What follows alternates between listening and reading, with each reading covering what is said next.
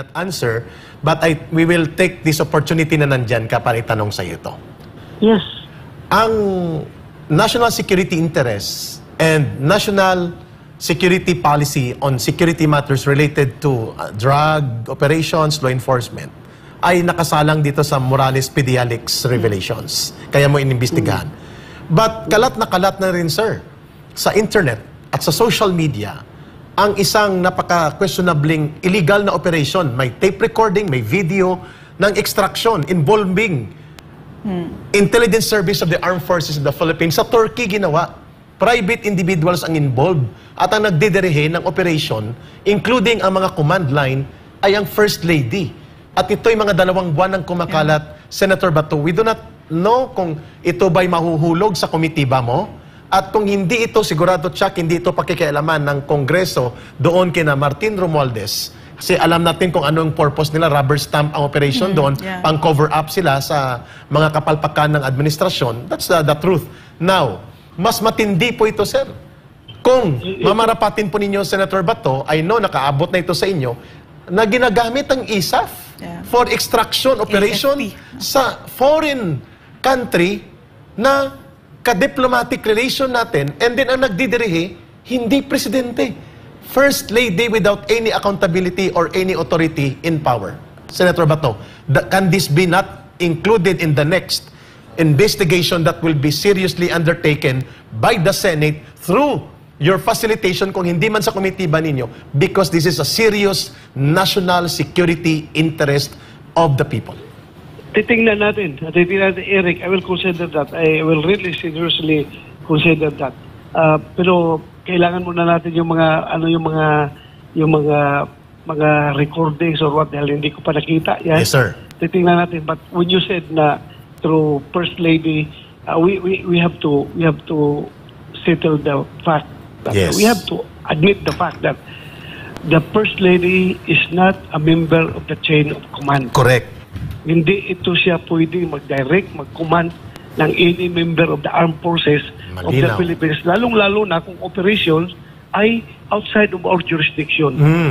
Yun po ang klaro po yan na dapat hindi po tayo magtitake ng orders from unauthorized orders not coming from the chain of command. Correct, klaro, sir. And ma'am, there is no denial, sir. We don't want to put you on the spotlight. There is no denial, but rather deafening silence on the existence of recordings and video pertaining to the involvement of First Lady Araneta Marcos, and the President himself is not speaking out, not even the Chief of Staff and the Chief of ISAF of the Armed Forces. Nakakabahala po ito, Senator Bato. But again, we do not want to put you on the spotlight as if kontrabida ka na ngayon. But this is, sabi mo, the price of truth. If it will be coming out in the open, so be it. Thank you, sir. Well, hindi po, we should hold the leadership of the armed forces of the Philippines accountable to all their actions. Ito ay actions na ginawa ng kanilang mga operatiba na nagbibigay ng instructions is not a member of the chain of command. Correct. Ng armed forces. Ano nangyayari sa ating armed forces ngayon? Akala ko professional tayo. They are only taking orders from the chain of command. No. Claro, sir. Thank you. Senator, you said that Lisa Araneta Marcos is not in the chain of command. No, but is she above the law? Yun. No. Good question. No. Everyone, kahit ng presidente. Yes. Nobody's above the law. Is this, Senator, kasi this past 2 years of the Bongbong Marcos administration, parang hindi na maliwanag yun eh. So gusto lang namin marinig sa isang senator na pinagkakatiwalaan ng bayan. Is this still true? That nobody is above the law? Not even the First Lady nor the President? Nobody is above the law. Nobody. Not even the First Lady, not even the President. Thank you. To this day. Yes. To this day. At sana, the same holds true sa pag-iisip ng lahat ng law enforcement agencies at lahat ng membro ng criminal justice system ng ating bansa, that nobody is above the law. Senator, one last pahabol. Sige, ma'am. So if you find out that DG Lazo was lying no, because he said that and he was just covering up for his appointing power, no, authority. Will there be any sanctions? Well, sigurado mananagot siya kung nagsisinungaling siya. Sigurado mananagot siya. Mayroong administrative at criminal liability dahil under oath siya kung nagsinungaling siya. Ayun, sir. Thank you. We're trying to retrieve files na kumakalat na, but because of the time limitations, maybe we will set an interview again to you. At tamang binanggit mo, you are going to try to evaluate muna itong mga sensitive na mga revelations before we come out into a proper action from the Senate. Yes, Erica, pasensya na po kasi. Noted, sir. Lalong-lalo sa mga kasamahan natin, lalong-lalo na yung mga nasa social media. Pag meron silang pinapalabas na sensitive tapos gusto lang pa-aksyonan kaagad, sinisisi kaagad tayo na hindi kumikilos. Tama. Kaya hindi ba natin alam yan? Hindi po na trabaho ng senador na magsige, palo sa mga posting ninyo dyan sa Facebook kung anong pinagpo-post nyo dyan. Hindi po yan trabaho ng senador. Ang dami namin trabaho. Tapos ngayon, kung hindi kumikilos, galit na naman kaagad kayo na hindi inaksyonan. Anak ng baka, dapat kung meron kayong ganong hindi ba kayo Diyos na sinasamba ko, na sinusundan ko, na kung anong sinasabi nyo, naniniwala ko, anong ginagawa nyo, sinusundan ko. Tama. Hindi po. Mayroon po akong trabaho bilang senador.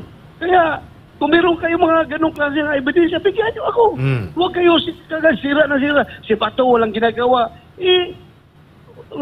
Nakabakasyon ang Senado. Paano kung magkakanda kang hearing? Bakasyon ang Senado. Yes, klaro, sir. And because of that, sir, at least naipaliwanag ninyo that this is not yet the end of the investigation and you are standing on the ground to ferret out the truth no matter what the price may be. Maraming salamat, Senator Bato. Your final word. One super last. Sir, totoo ba na that there was pressure applied on you so that Jojo Morales would not be allowed to speak in public? Nothing. There's no pressure okay. at all. Okay. There's no pressure at all. Yes, okay. sir. Thank you. Sir, your final word to this interview, and definitely we will utang nyo ng panahon again, no matter how busy the schedule maybe you have. Sir, your final message to the Filipino people sa napakasensitibong mga bagay na hinahandle mo ngayon sa Senate investigation. Kay Eric, Loreno, gusto ko lang paintindi sa ating mga kababayan na pasensya na po if I failed your expectation. No, sir, you If you didn't. expect something na hindi ko nakamit, pasensya na po. I'm very sorry for that. Basta, for me, I have to stick to my objective of this committee hearing. This is inquiry in aid of legislation. Mag-stick po ako dyan. Kung meron mang mga collateral damages na mangyayari in the course of my investigation, na dahil sa truth na lumalabas, ay hindi po tayo takot dyan.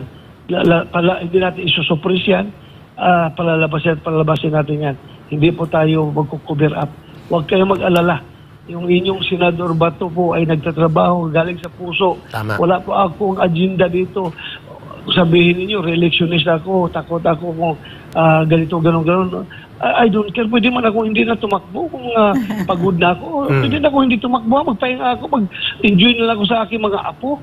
Wala man napakasarap ng buhay nang walang ginagawa. Pero nakita ko, sa ngayon hindi sa nag-atik-atik ako. Kundi nakita ko kung hindi rin ako tatakbo. Tapos ang mananalo malang mga senador na puro rin may mga personal interest, ambition or interest or what, siguro I will offer my services to the people kung gusto pa rin nila. Yes. Pero kung ayaw nila, wala akong magawa.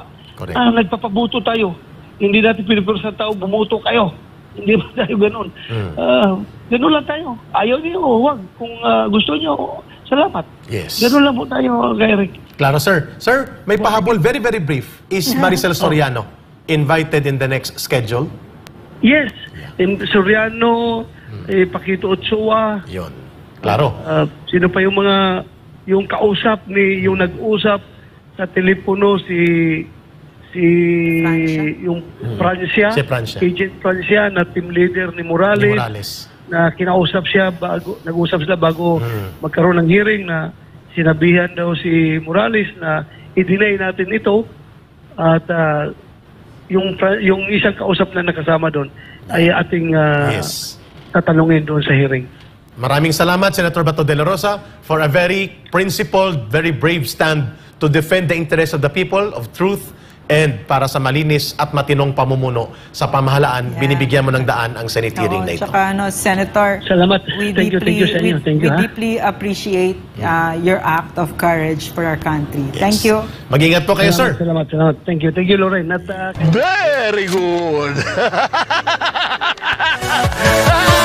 Yeah.